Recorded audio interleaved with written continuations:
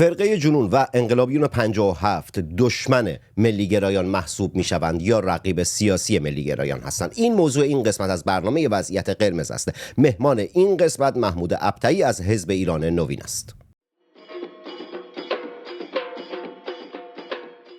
روزی نه چندان دور خواهم گفت اینجا آبادان است.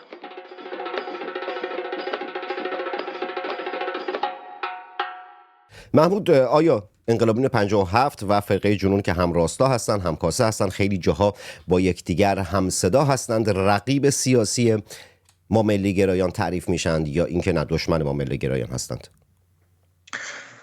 محمد جان، شما از صفت ملیگرا استفاده کردی، برمیگرده یعنی به ملت ایران و میهن ما ایران، معیار ایران در واقع. اگر معیار ایران قرار بدیم، خب باید ببینیم که آیا کسانی که به هر دلیلی با هر ادعایی در فضای سیاسی فعال هستند، آیا اولویتشون هم ایران هست یا نه؟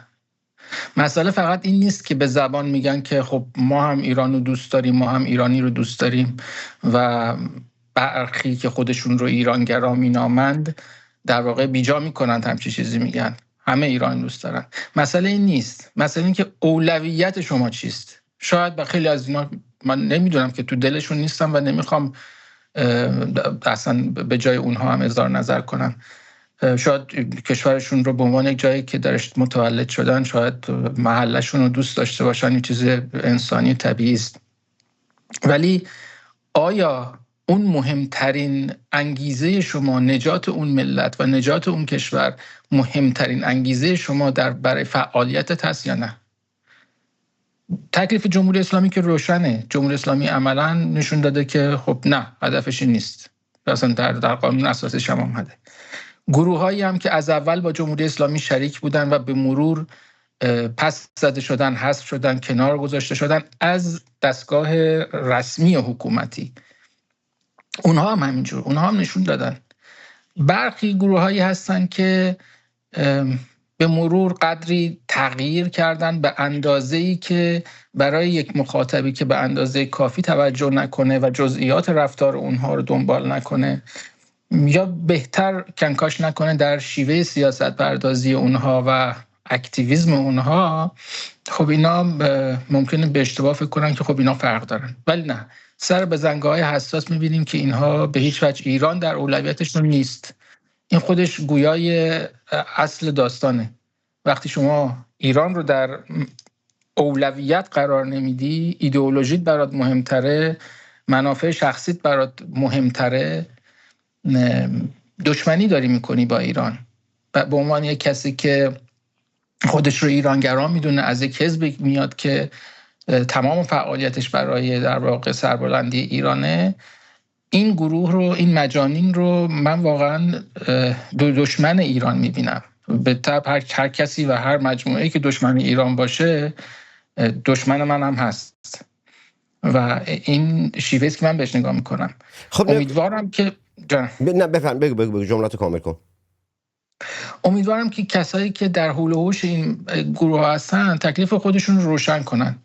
یعنی اگر که از این نسبت‌هایی که بهشون داده میشه ناراضی‌ان و فکر میکنن اینها نسبت‌هایی است که افراطی‌ها بهشون میدن و اینها، خب بیان روشن کنن، بیان روشن اعلام کنن که ما اولویتمون ایرانه یا نیست و اگر هست یا نیست هم دلایلش چیست و مصداق‌هایی که نشون بده که مثلا بله اولویتشون ایران بوده یا نه. به هر صورت من فکر میکنم اینا تکلیف رو خودشون با ملت ایران روشن کردن. نگاه کن سر بحث این افراطی که گفتیم، مثلا من تعریف افراطی رو واقعا من فکر می‌کنم استفاده از واژه در گیومه گفتم. اونو من در گیومه گفتم. آره، چون من خودم یعنی تصور من بر اینه که اون تعریفی که از افراطی این روزها داره میگه و میگن آقا راست افراطی، همه راست افراطی هستن، هر کس با فرقه جنون مخالف باشه، هر کس نمیدونم در راستای ایرانگرایی صحبت کنه میان بهش میگن راست افراطی. به باور من یک بازی امنیتی جمهوری اسلامی، مثل زمانی که داخل دهه 70 وقتی که محمد خاتمی روی کار اومد دیگه نگفتن سانسور، گفتن ممیزی. خودت کاملا موافقم. درسته، این راست افراطی اصلا یک موضوعی است که گفتمان رو به انحراف بکشن و اهداف خودشون رو ازش میخوان در واقع بگیرن. به دنبال این هستن که آب رو گل‌آلود کنن و ماهی خودشون رو صید کنن. این کاملا مشخصه. من خودم بر این چون مثلا زمانی که محمد خاتمی روی کار اومد دیگه از واژه سانسور واسه تو خودت ادبیاتی هستی همانند من آگاه هستی نسبت به اون اتفاقاتی که داخل اون برهه زمانی افتاد، دیگه نگفتن سانسور کتاب، گفتن اداره ممیزی کتاب. این جور چیزها این بازیایی است که جمهوری اسلامی همیشه با واژگان میکنه که از دلایلی که همیشه اصرار کردم نسبت به انتخاب واژگان باید همیشه هوشیار باشیم. اتفاقا قبل از شما با رضا عرب هم مصاحبه داشتم سر اون کاری هم که دارید میکنید، خرابکاری شرافتمندانه. حالا میرسم سراغ واژه شرافتمندانه که با رضا عرب اختلاف نظر داشتیم که با هم دیگه صحبت بکنیم در موردش. ولی قبل از که اون برم این رو بگم که آقا نسبت به انتخاب واژگان که میگم باید حساس باشیم، به این خاطر که جمهوری اسلامی خیلی درست و اصولی از واژگان استفاده میکنه برای گمراه کردن افکار عمومی و عوام فریبی. سر بحث معیار ایران باشه، بله معیار باید ایران باشه و این که به زبان میگن آقا خامنه‌ای هم میاد در زبان میگه ایران، در زبان میگه ملت ایران، در زبان میگه به زبان میاره که یک پارچگی ایران، ولی ما میبینیم که اهدافش امت پروری اسلام و حزب الله است، گروهای تروریستی حزب الله و اینجور چیزها هستن. من کاری به زبان ندارم، به عملکرد کار دارم. در عملکرد بعد نیت خوانی هم واقعا نمیخوام بکنم، اصلا از نیت خوانی کردن متنفرم، از اینکه بگم آقا نیت فلانی اینطوریه پس میتونه دشمن ما باشه متنفرم. ولی خب آقا تکلیف چیه؟ بعد میتونیم ما میتونیم مدعی بشیم که آقا اصلاح طلب‌ها، اصولگراها، نمیدونم حالا اون گروه‌های خیلی ریزتری که انشعاب زدن از اصلاح طلب‌ها یا از اصولگراها انشعاب زدن واسه خودشون، واسه مثلا جریان قالیباف و جریان دیگرانی که الان اومدن جلیلی و اینها که اومدن انشعاب زدن، کاری به اونها ندارم. آقا اینها با هم دیگه اپوزیسیون هستند، اینها میتونن یک جا سر یک نقطه مشترک با هم دیگه به تفاهم برسن که اون آقا نمیدونم حفظ جمهوری اسلامی، اون تمامیت حاکمیت مطلقه ولایت فقیه، سر این چیزها با یکدیگر توافق دارن. اما ما با فرقه جنون و 57 یا سر ابتدایی ترین چیزها تفاهم نداریم، سر پرچم تفاهم نداریم، سر تمامیت ارضی تفاهم نداریم، سر خیلی چیزها تفاهم نداریم. این یکم گیج کننده است که اونها آیا رقیب ما هستند، چون اصلاح طلب‌ها و اصولگرا همونطور که گفتم رقیب یکدیگر هستن، در سیرک‌های انتخاباتی میان با یکدیگر رقابت میکنن، اما از یک جا اومدن به یک چیز پایبند هستن. ولی خب ما سر ابتدایی ترین چیزها با فرقه جنون تفاهم نداریم. الان یعنی اون تعریفی که اون چیزی رو که باید بگیرم و متوجه منظورت بشم نفهمیدم که آقا به هر حال اونها دشمن ما هستن، رقیب ما هستند، چیه قضیه؟ ببینید، نه من فکر می‌کنم واضح گفتم محمد جان، اینا دشمن ایرانن، اینا دشمن ایرانن. طبیعی است منی که فعالیتم به خاطر ایران هست و برای سرفرازی ایران هست، یا هر کسی که اینجوری فکر میکنه، هر تشکیلاتی، اینها رو رقیب نمیدونه. ما بر سر چه آخر رقابت داریم میکنیم؟ ما داریم مبارزه میکنیم برای نجات کشورمون. این شکلی است که من داستان رو امروز میبینم. حالا اینکه در فردایی که ایران آزاد بشه، امنیت برقرار باشه، چارچوب‌های دموکراتیک هم به وجود بیاد در زمان مناسبش و افرادی با انگیزه‌های سیاسی مختلف اجازه فعالیت داشته باشند، اون چیزی که در چارچوب قانونی تو هر کشور لیبرال دموکراتی بهش اجازه میدن، اون مسئله دیگه است، نمیخوایم وارد اونجا بشیم. ولی امروزی که ما داریم مبارزه میکنیم برای نجات کشورمون، هر کسی که اولویتش ایران نباشه دشمن ماست و تمام اون کسانی که اولویتشون ایران هست، به دنبال نجات ایران هستند، همراهان ما هستند. شاید بعضی جاها باهاشون اختلاف نظرهایی داشته باشیم که در اون مسائلی که اختلاف نظر داریم با هم رقابت میکنیم که هر کدوم نظری که در واقع مردم بهتر پسندیدنش و موفق تر بود موفق بشه و در واقع پیروز بشه در اون زمینه خاص. ولی من فکر میکنم امروز چند تا اصل ابتدایی است که دیگه همه میدوننش و جای تکرارش هم حتی نیست و مسئله خود ایران هست. اون اصولی است که بقای ایران رو تضمین میکنه و سرفرازی آینده ایران رو تضمین میکنه و نشانه هایی است که در واقع میگه ما ایران رو در اولویت قرار دادیم. هر کسی اینا رو نمیپذیره، مسئلهش ایران نیست و نمیتونه اصلا با ما رقابت بکنه. آخه رقابت باید در یک زمین اتفاق بیفته. دو تا تیم فوتبال میشینن، میان وارد یک زمین میشن، در یک زمین بازی با هم رقابت میکنن. وقتی ما در یک زمین قرار نمیگیریم، در یک چارچوب نیستیم، رقابت معنی نداره. اونها تمام تلاششون برای تخریب و از بین بردن این نگاهی است که ما نمایندگیش میکنیم. خب نگاه کن محمود، الان سوالی که پیش میاد لابلای صحبتات گفتی گروهایی که مثلا اول انقلاب با جمهوری اسلامی بودن بعد پس زده شدن به حاشیه رفتن یا اینکه از قدرت دور شدن. خب اغلب گروه‌های سیاسی که در انقلاب 57 شرکت داشتند بعد قلع و قم شدن، چه مجاهدین چه چپ‌ها چه فدایی، کلا همشون قلع و قم شدن. الان به نوعی که نه، الان همشون اپوزیسیون خودشون رو تعریف میکنن و در مقابل ما ایستادن. بنا به تعریفی که شما عرضه کردی و من هم با شما موافق هستم، اونا رقیب ما نیستن، دشمن ما هستن. یعنی ما عملا یک دشمن جمهوری اسلامی داریم، یک دشمن‌های خرد دشمن‌هایی داریم که داخل جامعه پایگاه مردمی ندارن. نمیدونم تعداد اعضاشون از قدمت اسمشون خیلی کمتر، یعنی اسمشون خیلی گنده تر از تعداد اعضاشون هست. همه اینها درست، ولی خب اونها هم خودشون رو ایرانی تعریف میکنن و میان ملی گرایان و ایران دوستان رو متهم میکنن که آقا نمیدونم تعریف ملی گرایی و واژه ملی گرایی رو خراب کردن، به نفع خودشون مصادره کردن. چه پاسخی واسه اونا داری که بعد بیام برای اون بحث واژگان و اون اون اشاره کوتاهی که کردم که در گیومه استفاده کردم از واژه افراطی از زبان آنها، در واقع که قبول دارم اصلا نباید استفاده هم بشه، همینه. اونا میگن که ما هم ایرانیم، ایران دوست داریم، ولی بعد شما میبینید سر یک بزنگاه خاص میاد از مثلا همین فرد منتصب شده بر جایگاه رئیس دستگاه اجرایی خامنه‌ای گذاشته شده مثلا حمایت میکنم. خب این در واقع در تضاد است با اون چیزی که ادعا میکنن.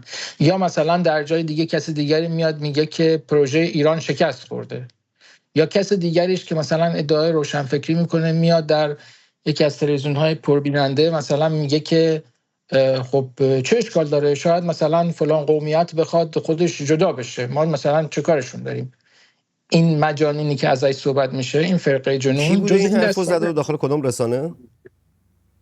اینو آقای جودکی در ایران اینترنشنال گفت. آرش جودکی بله. فکر می‌کنم شاید همشهری شما باشن. همشهری من نیست، داخلش من آبادانی هستم. آره بله، داخل شهری که دیگه زندگی می‌کنیم، برای جفتمون در بلژیک و بروکسل زندگی می‌کنیم. نمیدونم آرش چرا در سال‌های گذشته این گونه شده، حالا یا این گونه بوده رو نمی‌کرده یا اینکه به هر حال تحصیل کرده فلسفه هست. کسی است که با یدالر رویایی معاشرت‌های خیلی زیادی داشته، یدالر رویایی نامه‌های خیلی زیادی و خطاب به آرش نوشته بود و نمیدونم از زمانی که پاش به ایران اینترنشنال باز شد و شهوت شهرت گرفت، من تصورم بر این فضا واسش هست که هر وقت خواست بیاد در برنامه شرکت کنه. چندین بارم دعوتش کردم در سال‌های گذشته، به دلایل‌های مختلف نیومده. حالا اگه دوست داشت میتونه بیاد، چون اسمش داخل برنامه اومده، میتونه بیاد از خودش دفاع بکنه یا صحبتی بکنه. به هر حال به نظر من شهوت شهرت گرفتش و چرندیاتی که میگه، حالا جدا از رفاقتی که با رویا حکاکیان در دهه‌های گذشته داشت و تحت تاثیر اون میتونه این چرندیات رو گفته باشه. به هر حال نمیدونم، خاص میتونه بیاد از خودش دفاع. یا ببین محمد جان، یا مثلا افرادی هستن که اجازه بده دیگه این یکی یا امثال این یکی اسمشون رو نگم. من اگه خودم فهمیدم کیو میگه اسمشو میبرم، بفرمایید. باشه. مثلا کسایی هستن که خب به شهادت حتی بخشی از همین فرقه جنون، شاهزاده رضا پهلوی محبوب ترین رهبری است که ملت ایران امروز میشناسن. به در واقع ادعای ما ایشون تنها رهبر انقلاب ملی است در شرایط فعلی که ما درش قرار داریم. و مثلا جایی ایشون رو دعوت میکنن برای صحبت کردن یا برای اینکه اثرگذار باشن در فضای سیاسی اجتماعی، و خب مثلا اینا میرن در پشت پرده شروع میکنن تلاش کردن برای اینکه مانع بشن. اون شخص که مسیح علی نژاد، معصوم علی نژاد قمی کلا، متکدی سیاسی است که بارها هم در این برنامه هم من صحبت کردم، هم نوید محبی و دیگران اومدن قشنگ مشخص کردن که کجاها شاهزاده دعوت بوده. حتی چند روز پیش امیرحسین اعتمادی در ایکس فارسی اومد این قضیه رو مطرح کرد بدونی که اسم ببره، گفت که کسی که در رأس فرقه جنون است که با توجه به اطلاعات و آگاهی‌ها و اسنادی که در جریان بودم دیدم و اینها، خب اون معصوم علی نژاد قمی کلاست که این کارها رو می‌کرده. می‌فرمودید خب این دشمنی با ایرانه. 100%. این دشمنی با ایرانه. شما وقتی بلندترین صدایی که مردم ایران دارن، صدای شاهزاده رضا پهلوی در خارج از کشور، به بیشترین تعداد افراد مؤثر میرسه و تلاش بخوای بکنی این صدا رو جلوش رو بگیری، دشمنی با ایران داری میکنی. این رقابت نیست، این دشمنی است.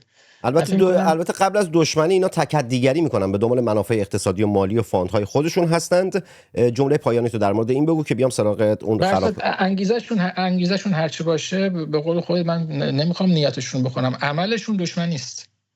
زنده باد. بیام سر واژه خرابکاری شرافتمندانه که گویا به نگاه و نظر من انتقاد داری و همراستا با هم حزبی های خود تصور میکنی این همنشینی این دو واژه خرابکاری و شرافتمندانه اتفاق خوشایندی است و درستی است، در حالی که من بر این باور هستم که در اون راهکاری که دارید عرضه میکنید در حزب ایران نوین، کسانی که در جریان نیستن رو برنامه قبلی رو میتونن نگاه بکنن که گفتگو با رضا عرب بود در مورد همین موضوع و این واژه و این کاری که حزب ایران نوین داره انجام میده مفصل صحبت کردیم. به باور من خرابکاری یعنی شرافت یک تعریف نسبی است و خرابکاری هوشمندانه رو من میتونم بپذیرم، خرابکاری شرافتمندانه رو نمیتونم بپذیرم، چون میگم که شرافت واقعا یک در اخلاق تعریف میشه، اخلاق یک وضعیتی نسبی است. حالا میتونید بیاد نمیدونم هر چی هم میخواید بگید، من باورم تا چند قرن بعد هم بیاید بگید آقا اشتباه دارید، میگه آقا نظر من اینه، پای نظرم هم هستم تا روزی که بهم اثبات بشه اشتباه فکر میکردم که بعید میدونم همچین اتفاقی بیفته، چون واژگان رو میشناسم، زندگی واژگان، تاریخ واژگان و هر چیزی واسه من اهمیت داره. الان هر نظر، دیدگاه، انتقاد، هر چیزی نسبت به من داری بگو، من میشنوم. من اینو فقط کوتاه میگم، چون که آقا کوتاه نگو، بلند بگو. فکر می‌کنم در روزهای آینده احتمالاً خب بعد از اینکه اسناد حزب در این زمینه منتشر بشه بیشتر راجبش صحبت خواهد شد، ولی من راجب همین مشخصاً انتقاد تو به استفاده از این صفت شرافتمندانه برای خرابکاری میخوام میگم که من اصلا وارد اون بحث نمیشم که اخلاق اصلا نسبی هست یا نه، و نسبی بودنش رو که به اون شکلی که همه چیز میتونه در واقع امکان داشته باشه رو من قبول ندارم. یک معیاری بالاخره وجود داره، ولی حتی فرض کنیم که نسبی بودن رو هم بپذیریم، باید ببینیم که خب ما داریم این رو میگیم، ما نسبت به باورهای خودمون داریم این رو مطرح میکنیم. مثلا شما فرض بگید خرابکاری، جمهوری اسلامی و دار دسته‌اش قبل از اینکه موفق بشن خرابکاری‌های زیادی کردن در داخل ایران و من فکر میکنم لااقل از نگاه ما و از نگاه مردم ایران اونها کارهای شرافتمندانه نبود. مثلا فرض بگیرید که سینما رکس آبادان رو که اسم برنامه خودت رو از اون انتخاب میکنی، اینها چه کردند؟ چه فاجعه ای رقم زدن؟ خب ما هم اگر میگیم خرابکاری، میخوایم شاید با این صفت روشن کنیم که منظورمون از این دست خرابکاری ها نیست، این نیست، متفاوته. حالا معیارش رو و اینکه چگونه انجام میشه شرایط تعیین میکنه، فردی که این کار رو بخواد بهش دست بزنه خودش انتخاب داره.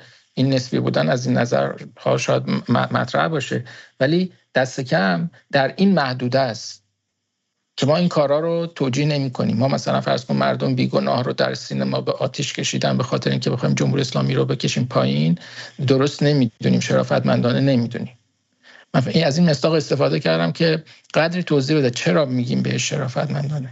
نگاه کن از این زاویه‌ای که وارد میشی و مثال عینی میزنی، خب من میتونم بپذیرم. خب البته اینم بگم زمانی که این منشور نمیدونم هر چی اسمشو گذاشتید منتشر بشه، حتما با حامد شیبانی و رضا عرب که کسانی بودید که این کار رو زحمت این کار رو کشیدید طی ماهای گذشته و شروع کردید این منشور، مرامنامه یا هر چی که هست رو تهیه کردید، مصاحبه مفصل سر این موضوع خواهم باهاتون مصاحبه مفصلی خواهم داشت، منتظرم که منتشر بشه. ولی خب میگی که ما به باور خودت، تا اینجا هم میپذیرم که میگی آقا بر اساس باور ما این قضیه شرافتمندانه است، ولی بحث سر اینه که فردای ایران رو فقط با باور حزب ایران نوین که قرار نیست بسازیم. ما مشخصه. خب ما هم از گرایش سیاسی خودمون و نگاه سیاسی اخلاقی خودمون و با استراتژی خودمون وارد عمل سیاسی میشیم دیگه.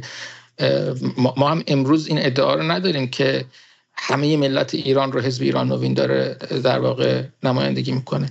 ما از بخشی میایم که گرایش سیاسیش مشخصه، نگاهش مشخصه، اونو داریم نمایندگی میکنیم. شاید یک زمانی این مثلا حزب، نگاه سیاسی، شیوه سیاست پردازی، شیوه مبارزش انقدر مورد حمایت قرار بگیره که از اکثریت مردم ایران هم فراتر بره.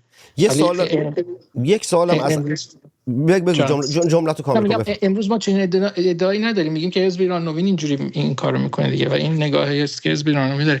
اون سند رو هم که به زودی منتشر خواهد شد، من باید بگم که توی دفتر مطالعات استراتژیک زیر نظر رضا عرب و خب با همکاری نزدیک حامد تهیه شده با یک در واقع اندیشکده دیگه. خب نگاه کن، یه سوالی از الان واسه اون سند، زمانی که اون سند منتشر میشه، از الان من این سوال رو دارم، این سوال از تک تکتون خواهم پرسید، از حامد شیبانی، از شما، از رضا عرب و اون اندیشکده‌ای که باهاتون همکاری کرده در تنظیم این سندی که واسش وقت گذاشتید. چقدر زمان نیاز هست که نکاتی که در این سند بهش پرداختید و بهش اشاره کردید و راهکار دادید داخل جامعه عملی و عملیاتی بشه؟ آیا قراره فقط سند نوشته بشه که بعد بایگانی بشه بگید آقا ما همچی کاری کردیم، اوکی ما این کارو کردیم، فقط یک ارگاسم روحی واسه خودتون باشه که ما این کارو کردیم پس به وظیفه‌ای که می‌خواستیم انجام دادیم؟ این اسناد، این مدارک، این نوشتار زمانی اهمیت پیدا می‌کنه که در جامعه بتونیم ما انعکاسش رو ببینیم. آیا این کاری که دارید می‌کنید به مرحله اجرایی در جامعه خواهد رسید؟ آیا اصلاً امکان اجرایی شدن در جامعه رو داره؟ این تک تک این، یعنی این کلیت سوالی است که از الان من دارم مطرح می‌کنم. امیدوارم که پاسخ واسم داشته باشید، چون که بارها گفتم بر این باور هستم حزب ایران نوین جزء معدود احزابی است که بچه‌هایی که داخل اون هستن در رأس حزب ایران نوین هستن، از علیرضا کیانی، حامد شیبانی، رضا عرب، محمود ابطحی و دیگر بچه‌هایی که هستن، تک تکشون به باور من نخبه‌های اون حوزه‌ای هستن که دارن کار میکنن. در نتیجه من مصاحبه‌ای که با تک تک بچه‌های حزب ایران نوین میکنم، تلاشم بر اینه که سخت ترین رفتارها رو داشته باشم، رادیکال ترین برخوردها رو داشته باشم. این به معنی تخریب کردنشون نیست، این به معنی اینه که آقا ما باید خودمون رو محک بزنیم، خودمون رو به چالش بکشیم قبل از اینکه جامعه یا تاریخ بخواد ما رو به چالش بکشه. واسه همین هدف من اینه که بتونم در این قضیه هم روشنگری بکنم، هم به جامعه بگم که آقا اینهایی که دارن این کار رو میکنند فکر دارن میکنند، میدونم قبل از خیلی از کارهایی که رقم بزنن میشینن ساعتها جلسه میذارن، حرف میزنن به واسطه یه حالا دوستی های نسبی یا دوستی عمیقی که با برخی از بچه‌ها دارم. میدونم که آقا شبها 2 ساعت 3 ساعت بیشتر نمیخوام به خاطر تایمی که در کشورهای مختلف هستن که بتونن جلساتشون رو بذارن، از زندگی شخصشون میزنن، ولی من باهاشون اینجوری رادیکال برخورد میکنم. دوست بچه‌های ایران نوین هستم، حزب ایران نوین رو دوست دارم، ولی باشون محکم برخورد میکنم که بتونم باگ گیری بکنم، بتونم پرسشگری بکنم، بتونم سوالهایی که در ذهن خودم به عنوان یک شهروند و یا در ذهن شما به عنوان یک شهروند سیاسی و شهروند نگران هست رو بتونم پاسخی واسش بگیرم. خیلی وقتا در این سوال کردن ها و این در این رادیکال برخورد کردن هاست که خیلی از باگ ها مشخص میشه، بچه‌ها میان فکرهای دیگه میکنن یا اینکه ایده های دیگر رو میریزن یا اینکه به هر حال اینجوری رادیکال برخورد میکنم که فردا کسی شاکی نباشه که نمیدونم با دوستان خودش یا با همفکران خودش رادیکال برخورد نمیکنه. نه، من برای من ایران و شاهزاده رضا پهلوی اهمیت داره و اولویت داره و هیچ کس به جز ایران و شاهزاده رضا پهلوی واسه من اهمیت و اولویت نداره. تک تک ماها سرباز ایران، فرهنگ ایران و خاک ایران هستیم و برای فردای ایران داریم میجنگیم. صحبت پایانی چیزی دارید؟ نه، فقط خوشحالم که هست چنین تریبونی که سوالای سختم از ما بپرسه و سعی کنیم پاسخ بدیم و به قول شما اگر باگی هم داره پیدا بکنیم. قربونت. واسه داخل مدرسه هر وقت سوال سختی مطرح میشد 2 تا 5 نمره معلم میداد. من اینجا هیچ نمره‌ای نمیدم، بلکه بیشتر بدهکارتون میکنم و بیشتر بهتون نقد میزنم. هدفم واقعا صادقانه میگم اینه که بتونم یک اون فرهنگ تعارفی که در مدیای فارسی و رسانه فارسی هست رو بذارم کنار. دوم این که بگم آقا ما باید پرسشگری بکنیم، بدون سانسور، بدون تعارف باید صحبت بکنیم. نمیدونم، تلاش کردم که در این حدوداً 1 سالی که دارم براتون مستقل برنامه سازی میکنم صدای مستقل و بدون سانسور و بدون واسطه شما باشم. لایک کنید، کامنت بذارید، در سوشال مدیا خودتون به اشتراک بگذارید. اونایی که بیرون از ایران هستن این پایین سوپر چت و تانکس رو میتونن بزنن. از مجله تصویری سینما رکس میتونید حمایت مالی بکنید به واسطه سوپر چت و تانکس زدنتون. اونایی که از طریق پیپال میخوان کمک بکنند میتونن در اینستاگرام و توییتر دایرکت بدن تا مشخصات پیپال رو بهشون بدم. و در پایان مثل همیشه ملت شریف ایران درد و بلاتون به جونم بخوره. ملت شریف ایران بی قضا بلا باشید. ملت شریف ایران مرواتون به همه روزه. جنگ زده تک تک شما محمد تنگستانی هستم، شاعر و روزنامه نویسی که به زودی زود در شهر خودش آبادان و کشور خودش ایران برای شما برنامه خواهد ساخت و در ابتدای هر برنامه خواهد گفت اینجا آبادان است. علامتی که همتون میشنوید اعلام خطر یا وضعیت قرمز است و معنی و مفهوم آن این است که حمله هوایی انجام خواهد شد. محل کار خود را ترک و به پناهگاه بروید.